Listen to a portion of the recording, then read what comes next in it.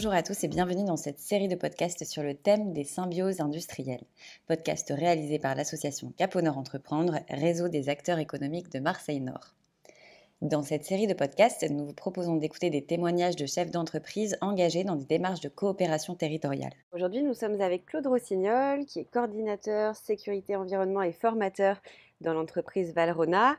Valrhona, qui est une entreprise de la région lyonnaise spécialisée dans la transformation de cacao, donc une entreprise qui produit et fabrique du chocolat. Claude Rossignol est là avec nous aujourd'hui pour nous parler un petit peu de l'engagement de Valrhona au sein d'une démarche de coopération territoriale. Quels ont été les impacts pour l'entreprise, pour les salariés, etc.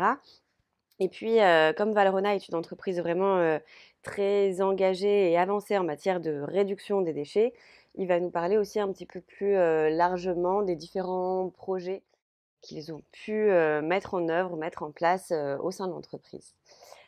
Claude Rossignol, bonjour. Merci d'être avec nous aujourd'hui. Est-ce que peut-être dans un premier temps, vous pourriez juste nous présenter dans les grandes lignes votre structure? Bien, bonjour, moi je travaille à la société Valrhona. Valrhona, c'est un chocolatier qui est sur Tain-l'Hermitage. C'est un chocolatier qui fait tout de A à Z sur Tain-l'Hermitage. Donc on est très implanté au niveau de notre bassin économique. On a entre 750 et 800 salariés ici sur Tain.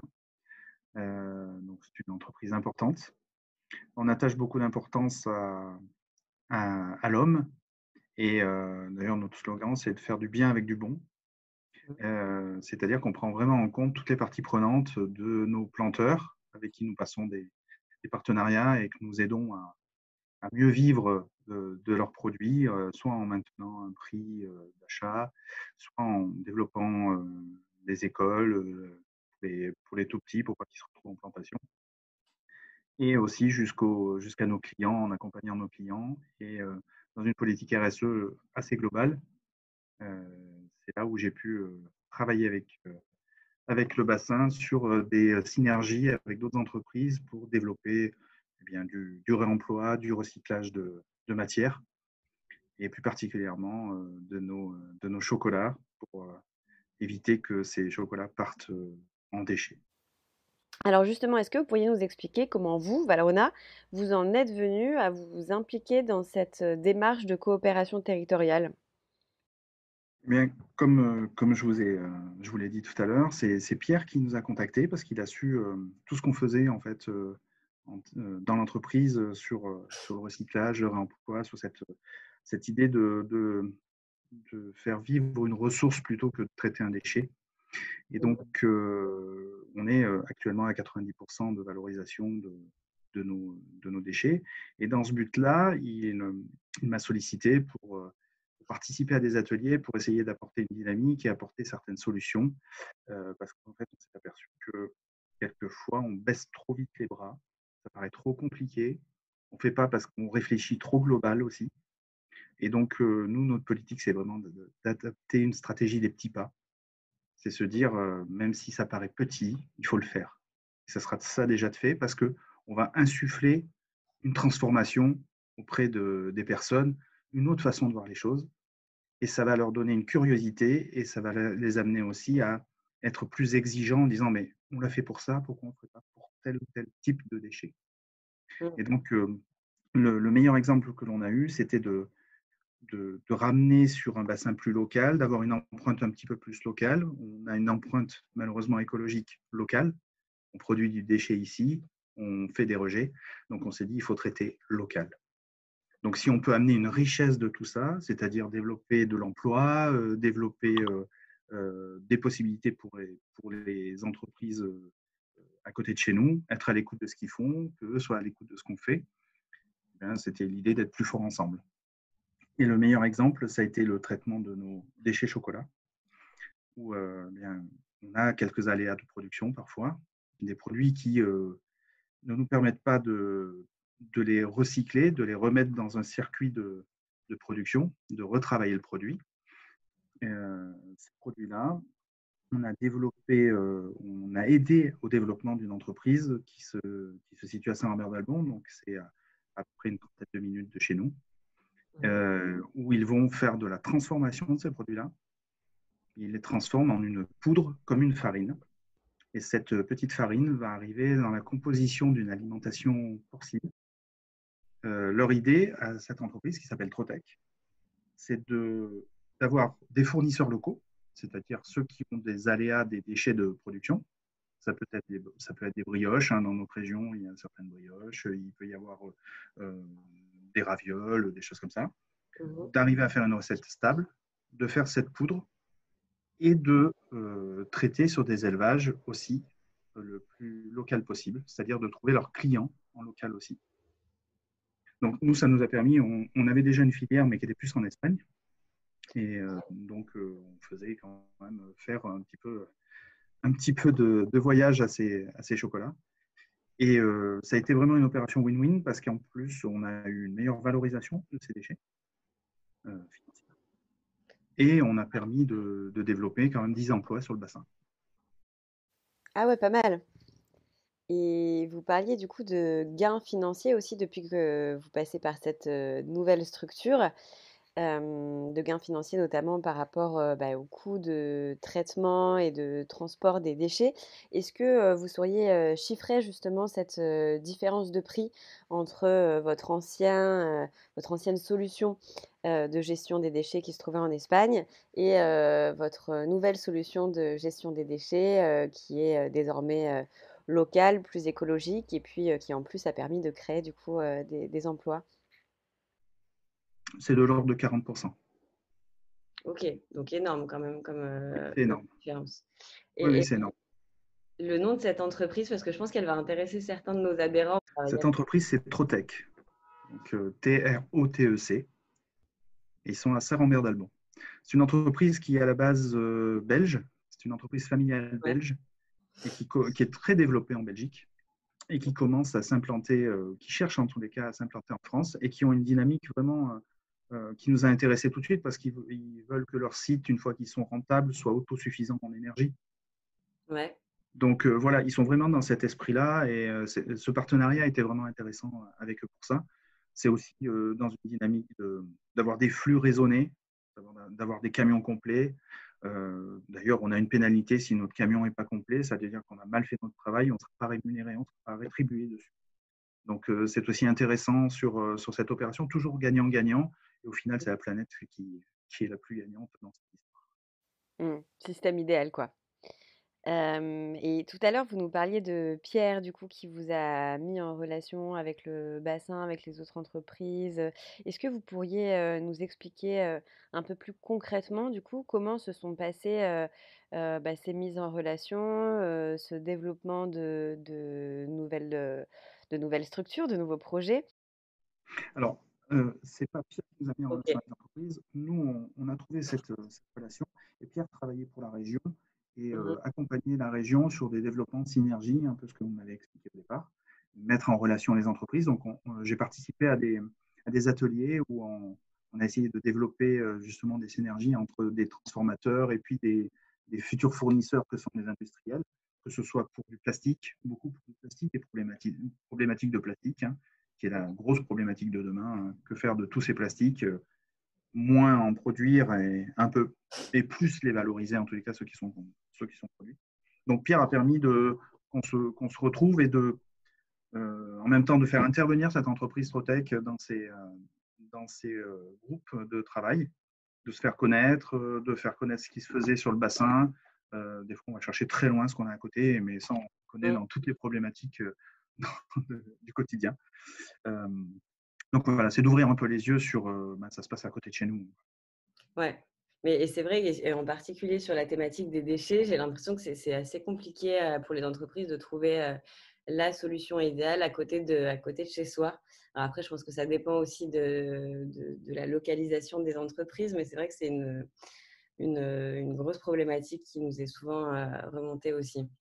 Je sais que par expérience, je peux vous donner mon expérience, ça fait 8 ans maintenant que je gère les déchets pour l'entreprise. On a affaire à soit des gros faiseurs que l'on connaît, qui vont proposer des offres très globales, mais quand on va aller chercher vraiment les dernières petits gisements est un peu particulier. Ces gros faiseurs-là n'ont pas toujours la solution parce Mmh. qu'ils sont dans une démarche un petit peu plus, comme je vous disais, globale. Bon, c'est plus une solution chez les particuliers, chez les petits faiseurs que l'on va trouver quand même quelque chose. On peut trouver pour des D3E, par exemple, pour les déchets électriques, on peut trouver des personnes à proximité qui font de la transformation et quelquefois qui le font gratuitement s'ils ont vraiment, s'ils retrouvent dans les composantes de quoi nourrir leur business. Ça peut être des associations qui font ça. Donc, il y a toujours une solution dans le local, en tous les cas pour pas Ouais, mal pour de qu'il y ait de typologies plus. de déchets. Ça nécessite par contre, c'est sûr, de gérer plusieurs fournisseurs, Et puis plusieurs de prestataires, les rechercher aussi. Ou alors de faire et de les rechercher, ou un alors d'avoir des solutions qui peuvent être amenées, comme vous pouvez le faire, mmh. d'aller puiser, d'aller chercher les bonnes idées et de pouvoir les mettre à disposition dans une forme de catalogue en disant bah, tiens, ça peut vous intéresser en fonction de votre typologie de déchets. Mmh. Oui, oui, c'est exactement ce qu'on compte faire, hein, sur nos zones d'activité à Marseille Nord. Si, on revient sur votre, expérience, du coup, vis-à-vis des biodéchets et ce changement de solution de traitement des déchets. Tout à l'heure, vous nous avez parlé du coup de gains économiques depuis que vous avez changé de solution, des gains économiques qui s'élèvent, à 40 quand même, donc ce qui est assez conséquent. Moi, je me demandais du coup si vous aviez, relevé, noté aussi, d'autres bénéfices que des bénéfices économiques depuis que vous vous êtes engagé, dans cette démarche de coopération territoriale? Ben, écoutez, les bénéfices, en fait, c'est qu'ils collent parfaitement à notre politique QSE, notre politique environnementale, dans le sens où tout ce qu'on développe depuis quelques années chez Valrhona doit répondre à trois critères très précis, les 3 P, hein, People, Profit, Planète. Et donc là, on est typiquement dans les 3 P, c'est-à-dire que pour la planète, c'est mieux. On a un impact carbone qui est beaucoup moins fort quand on traite ce déchet-là. Pour le people, c'est nous, on est super content de travailler avec eux, mais surtout, on est aussi ravis qu'on puisse contribuer à de l'emploi sur le bassin. Et enfin, le dernier, le profit, c'est ce que je vous disais, on a augmenté quand même notre rétribution de 30 à 50%, donc une quarantaine de pourcents en moyenne. Et au niveau, humain, est-ce qu'il y a eu un impact, par exemple, sur la motivation de vos salariés, sur leur implication, sur leur prise d'initiative? Est-ce qu'il y a eu des impacts aussi à ce niveau-là? Oui, en fait, ils ont été fortement intéressés. Je vais vous donner un exemple très concret. En fait, quand on a mis en place ce nouveau prestataire, on a changé aussi les contenants. Il nous a apporté des contenants plastiques. Ça paraît tout bête, mais c'est des contenants réutilisables, lavables. Mmh. Donc, ce sont des palbox. Donc, on a commencé à mettre ces déchets en palbox. Du coup, on a éliminé le carton. On a acheté du carton pour mettre entre guillemets un déchet à l'intérieur, un produit non conforme. Donc, on a acheté un produit qu'on allait en faire un déchet.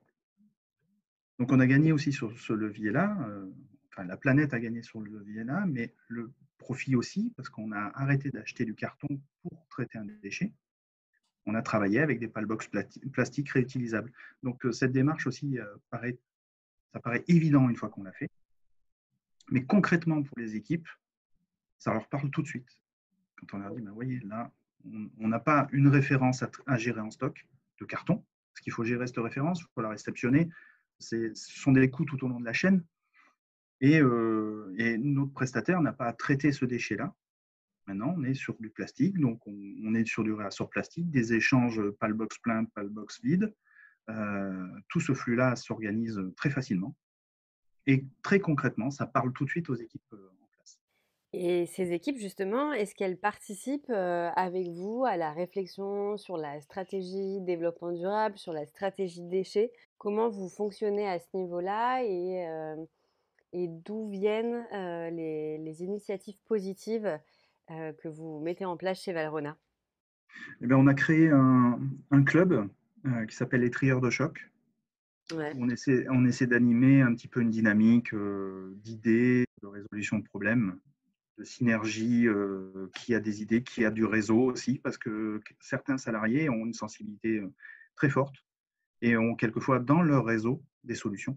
Ensuite, au quotidien, on a inscrit ces objectifs environnementaux dans des critères de primes pour les salariés, de primes d'intéressement. Ils sont intéressés à un résultat, notamment le pourcentage de valorisation des déchets.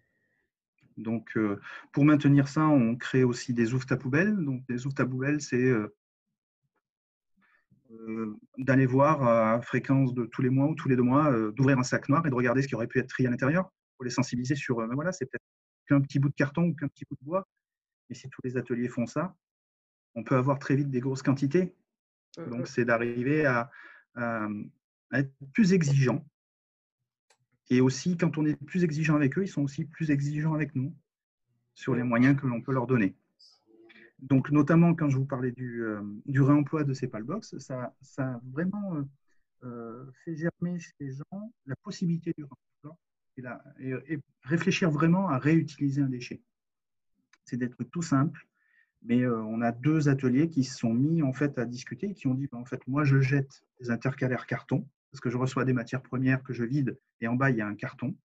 Et toi, tu achètes des intercalaires carton parce que tu fais du produit fini, tu repalettises quelque chose. Est-ce qu'on ne peut pas trouver une synergie toute simple? Je te mets de côté mes intercalaires carton qui sont propres, tu les réutilises, on en achète moins, on en jette moins. Voilà.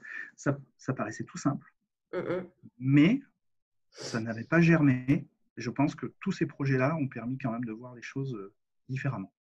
Ouais, ça demandait finalement juste de la coopération et de la réflexion entre les différents services. Enfin, je dis juste comme si c'était simple, alors que Ça paraît très simple quand la solution est devant nous, mais c'est poser la problématique et puis s'autoriser à penser autrement, c'est c'est pas ça. si simple. Il faut amener les bonnes conditions. Il y a d'autres exemples. On utilise des petits gobelets plastiques pour faire des échantillons, pour peser un petit peu, pour regarder notre chocolat, s'il a la bonne réo, s'il a des choses comme ça. Ils ont acheté des gobelets plastiques réutilisables, détectables. Ça répond à des problématiques de qualité, ça répond à des problématiques environnementales. On n'achète plus du plastique pour jeter du plastique, on achète un plastique réutilisable qu'on lave et qu'on réutilise.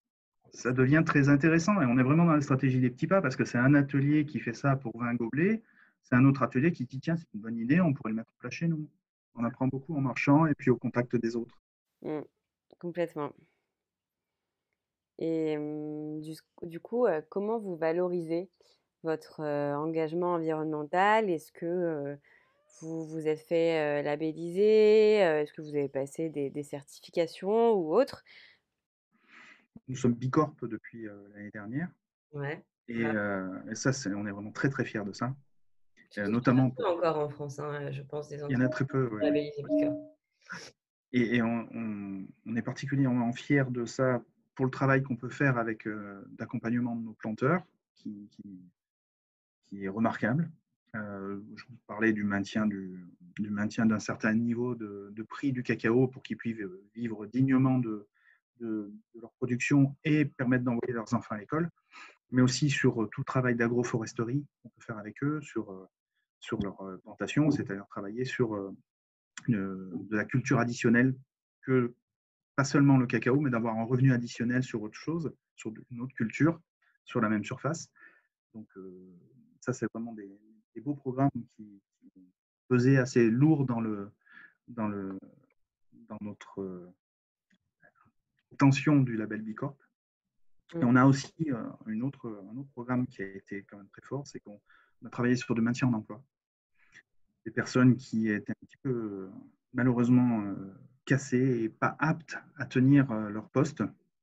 Ce qu'on a voulu dans notre dynamique, c'est se dire on ne peut pas les laisser et se dire c'est pas notre problème, c'est quand même notre problème. On a le même problème qu'eux, ils ne doivent pas être seuls à supporter ça. Donc on a travaillé sur un maintien en emploi, sur le tri du déchet, avec la mise en place de presses à balles pour aller trier un peu plus finement nos déchets, ne serait-ce que les plastiques souples, les séparer entre plastique couleur et plastique transparent. Ouais. Car le plastique transparent souple se valorise et se recycle facilement, le couleur beaucoup plus difficilement. Donc, pouvoir faire des balles de ces choses-là, pouvoir donc traiter du déchet plutôt que de transporter du volume, parce que le plastique souple, pas compressé, pas maintenu compressé, c'est du volume mais pas du poids. Donc, pouvoir optimiser ces transports-là. Donc là aussi, on a essayé d'agir sur les 3 leviers, sur les 3 P. Et on est très fiers d'avoir ces 2 postes de maintien en emploi dans l'entreprise Et ces postes-là sont clés sur du développement de petits gisements de déchets et d'aller au plus fin pour aller chercher ce qui nous manque pour atteindre le 100% de valorisation. Mmh. Et qu'est-ce qui vous a amené du coup à réfléchir de cette manière-là? C'est une dynamique d'entreprise, hein, Mmh. avec Pas une volonté forte de la direction. Si on n'a pas ça, on ne peut pas y aller. On ne peut pas se battre tout seul. Et je pense que c'est pareil chez soi. S'il n'y en a qu'un dans le noyau familial, il peut insuffler, mais si ça ne suit pas, on va vite s'essouffler. Mmh. Ce que vous disiez tout à l'heure, hein, c'est vraiment une dynamique, collective pour que ça fonctionne. Et sinon, du coup, est-ce que vous avez alors c'est très bien, hein, tout ce que vous faites, franchement, je suis, assez admirative de votre entreprise. Est-ce que il y a d'autres projets, d'autres, anecdotes que vous souhaiteriez, partager avec nous, aujourd'hui? Hein, sur des anecdotes, oui, des choses qui sont en place. Je vois, on est en train de travailler avec un atelier qui s'appelle Éclaireur. Qui s'appelle? L'épireur. Oui. L'épireur, c'est on reçoit nos fèves vertes. Mmh. Dedans, il peut y avoir des petits cailloux, des petites impuretés, donc il faut les passer à une machine pour qu'ils ressortent vraiment que de la fève. Je schématise un petit peu l'opération. C'est un atelier où on essaie d'obtenir le 100% de valo, Mmh. toujours dans cette stratégie de petits pas, en se disant peut-être que Global Entreprise, beaucoup se disent que ça ne sera pas possible. On se dit si un atelier y arrive, on rend le possible atteignable. Possible, ouais, c'est ça. On rend le possible atteignable. Donc, c'est toujours cette stratégie des petits pas. Si le global résiste, et c'est normal, il résiste un peu, il dit, on va essayer de le faire sur un atelier. Et là, on est à 98, 99, avec un accompagnement, bien sûr, des améliorations techniques, mais surtout une prise de conscience de on peut faire autrement les Mmh. choses, on peut y réfléchir et faire autrement. C'est un long chemin. On va être à peu près 1 an de travail dessus. Pas en continu, mais je veux dire, le temps que tout ça mature un petit peu dans les cerveaux et dans les solutions techniques. Vous savez, moi, je pense que ma philosophie vraiment personnelle a changé. Il y a une phrase une anecdote qui m'a vraiment fait bouger sur cette stratégie des petits pas. C'est une année sur une journée des métiers. Chaque année, on avait l'habitude de s'arrêter une journée complète, toute l'entreprise, et de travailler sur des thématiques tous ensemble et de partager de l'information tous ensemble. Et Mmh. notre directeur général à l'époque nous avait euh, confié les échanges qu'il avait pu avoir avec Pierre Rabhi. Ouais. Donc déjà, quand votre directeur général a des échanges avec Pierre Rabhi, ça pose un petit peu la philosophie qu'on peut amener dans l'entreprise. Et il avait été marqué par une phrase par une anecdote qu'il nous a délivrée, c'était l'histoire de Pierre Rabhi du colibri. Mmh. Donc un feu dans la savane, les animaux s'enfuient, seul le colibri repart dans l'autre sens et se dirige vers le feu, et les animaux lui disent mais qu'est-ce que tu fais?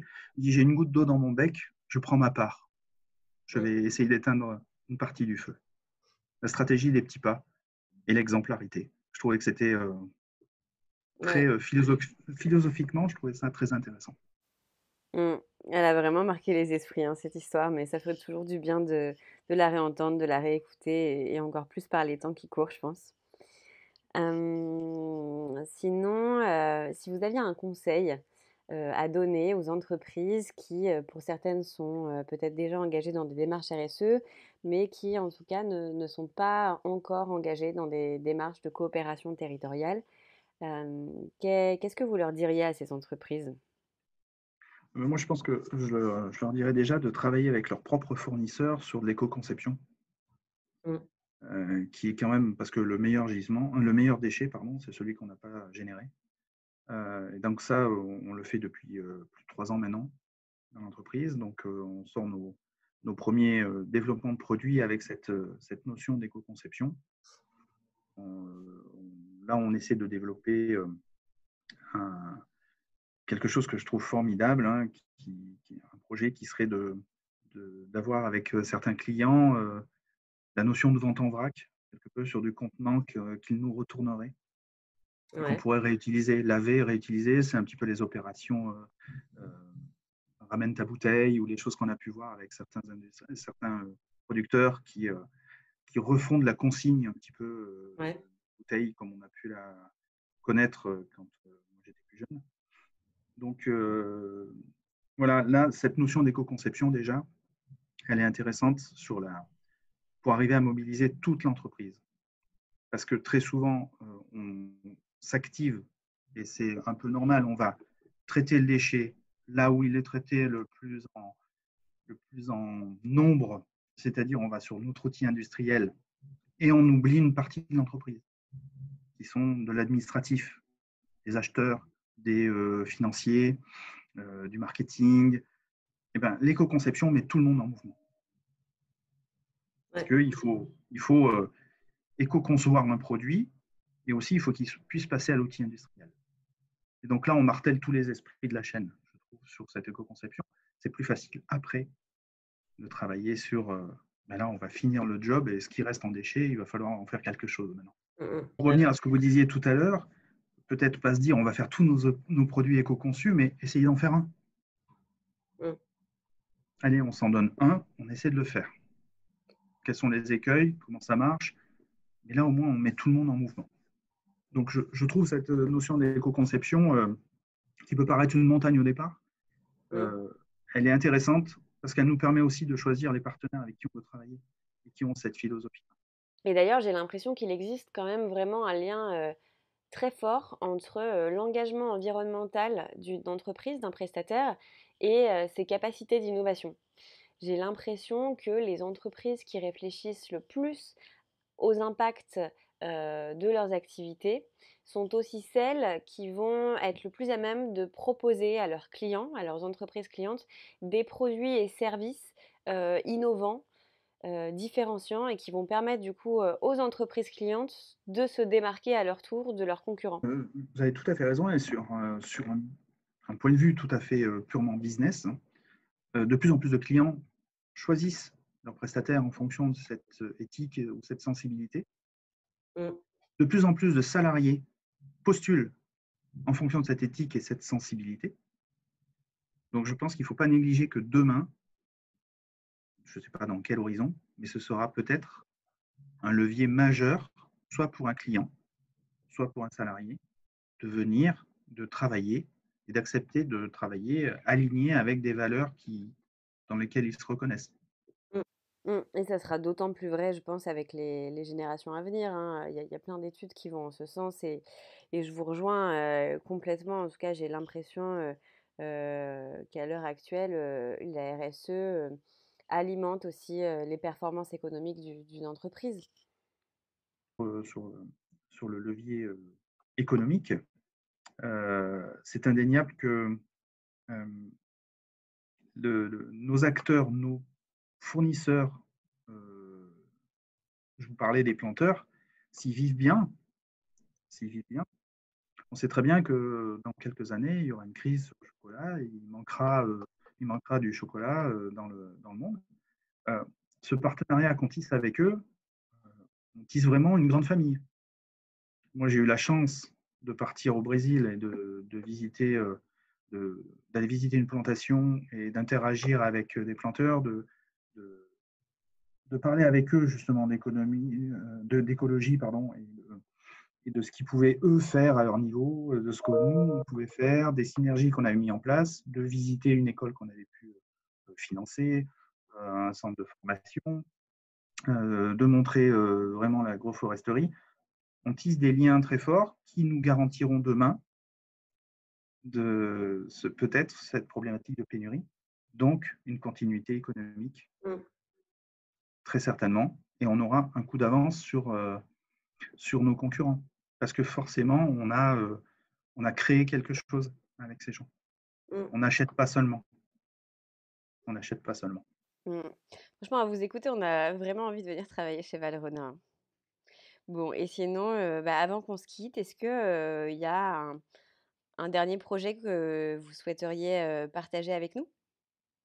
Il y a aussi quelque chose qu'on a mis en place. On est quand même un chocolat haut de gamme. On est dans une gamme premium. Et on s'est quand même autorisé à faire une gamme cabossée. La gamme cabossée, c'est nos produits, ils n'ont pas l'aspect vraiment de ce qu'on voudrait. Au goût, ils sont parfaits, mais ce n'est pas l'aspect vraiment de ce qu'on voulait. Donc, on s'est dit, ben, on va pas vendre que des pommes qui sont bien luisantes et bien lustrées. Non, on produit des fois des produits qui sont pas aussi grands, pas aussi longs, pas aussi ronds, pas un talon aussi joli. On va quand même les proposer moins cher, Ouais. et les proposer aussi. Et je trouve que ça, c'est une belle dynamique en se disant, ben, on peut faire un produit d'exception avec un chocolat qui est vraiment extraordinaire, mais ça fait rien, on peut quand même, et ça va pas nuire à notre image, au contraire, Au on contraire, a ouais. des produits qu'on peut vous proposer moins cher, voilà, parce qu'ils n'ont pas l'aspect qu'on vous garantit avec l'autre. Si vous voulez faire un cadeau, ben, prenez plutôt cela. Si vous voulez déguster un bon chocolat, vous avez ceux-là, ils sont tout aussi bons. C'est un beau projet et qui a aussi mobilisé les équipes Mmh. en disant ben, ce produit, plutôt que de le mettre justement à l'alimentation porcine, j'ai encore peut-être une possibilité intermédiaire. Il n'ira pas si loin, il descendra dans notre boutique qui est à côté et il sera vendu sur Tain. Et les retours, du coup, que vous avez eus, les premiers retours que vous avez eus par rapport quand vous avez lancé cette gamme-là? Plutôt positif, hein. Plutôt positif. Et loin de vampiriser, je dirais, d'autres produits, c'est plutôt devenu de la vente additionnelle. Mmh. La peur, c'était de vampiriser le produit, Oui, c'est devenu de la vente additionnelle. Après, il faut réfléchir sur les conditionnements, sur quelque chose qui limitait les coûts de fabrication de cette gamme-là, parce que bien entendu, on la vend vraiment ras des pâquerettes, quoi. Donc, ouais. il faut limiter notre chaîne, il faut que ce soit assez fluide, on ne peut pas tout accepter non plus, mais voilà, tout ce qu'on fait, c'est déjà ça. Mmh.